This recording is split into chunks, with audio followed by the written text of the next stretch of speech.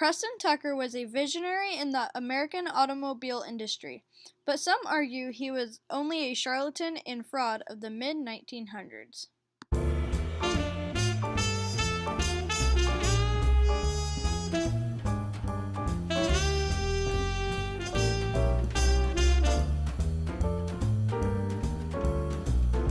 Preston Tucker was a dreamer, inventor, and visionary of the mid-1940s.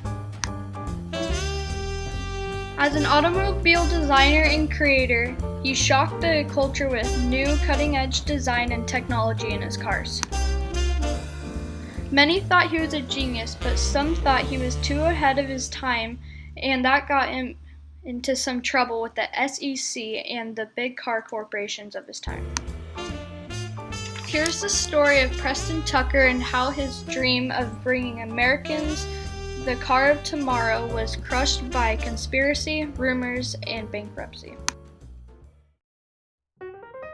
Preston Tucker was born in Michigan in 1903. As a young boy, his love for vehicles started with bicycles and then later grew into a love for motorcycles and cars.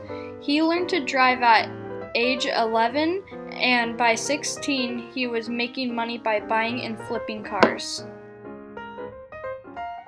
Later, he joined a Michigan police department so he could drive police cars, but he was kicked out for cutting a hole in the dashboard to allow heat from the engine to heat up the car. In 1935, he joined Ford to build Indianapolis 500 race cars, but unfortunately, none of the 10 cars that he made crossed the finish line, causing a tension between Ford and Tucker. Tucker was never credited for the cars that he built.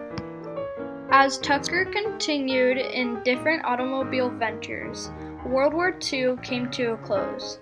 At this time, the American people were in a buying mood, especially for cars because during the war, no new models were made.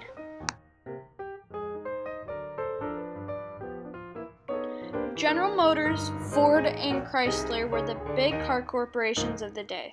Preston Tucker stepped into the car scene and insisted he had just what Americans wanted, the car of tomorrow, today.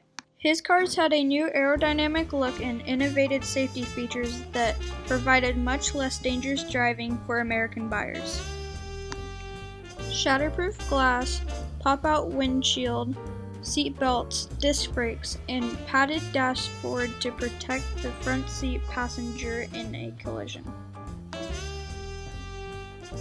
A staple of Tucker's designs was the third headlight, or also known as the Cyclops. This headlight turned with the steering and offered a dramatically new look in automobile design history. His cars also claimed to be able to hit a top speed of 135 miles an hour, maintain a cruising speed of 100 miles an hour, and deliver 35 miles per gallon. Americans were amazed and had high hopes for his new product. Unfortunately, the Tucker never made it to mainstream production.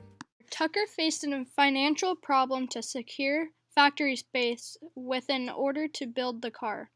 He needed $15 million in investments in order to begin building in an old B-29 engine plant. The War Assets Administration, also known as the WWA, made a deal to lease him. To raise the cash, he began selling dealer franchises and quickly raised $6 million. The SEC began to raise suspicions because of how quickly he was raising money. They investigated the first of many. Tucker began issuing $20 million in stock. Before the SEC could rule out his new plan, his deal with the WWA was compromised and he no longer had factory space. All of these setbacks discouraged the American people's belief that he was a genuine entrepreneur. In the meantime, a prototype was underway. When it went on display, many promising features were not workable.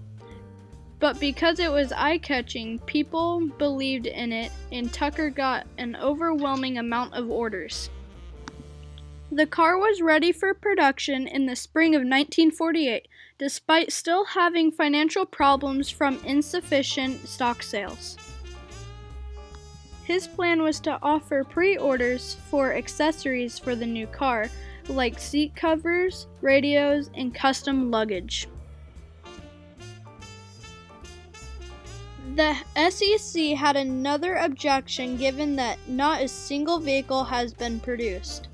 Again, they questioned the viability of the car and underwent another major investigation. The negative publicity and lawsuits disturbed production and scared off investors, and the company's stock prices dropped significantly. Finally, the Tucker factory was forced to close. Millions of dollars of the taxpayers' money have been squandered in an utterly fruitless effort to kill the Tucker, to bar us from needed raw materials, to keep us defending ourselves and our efforts, that the motoring public would tire of waiting for a completely new rear-engine car. The trial dragged on over a year. In the end, Tucker was innocent of all his charges. However, the Tucker Corporation went bankrupt and he was forced to sell his assets, even the 51 vehicles that have come out of production. Perhaps one of the biggest consequences of this conflict is that there is a major loss to the American motoring public of millions of safe miles. Car Classics said in 1972, many of Tucker's important safety features were not used in any automobiles produced today. It was unfair to push Tucker out of the car industry. He had the technology to save countless lives and prevent thousands of injuries. This happened because of fear and jealousy. The car corporations of the time knew Tucker threatened them. Instead of pushing him out, they should have encouraged him and maybe helped and partnered with each other. This seems to be the best solution for compromise. Instead, it was a loss for everyone.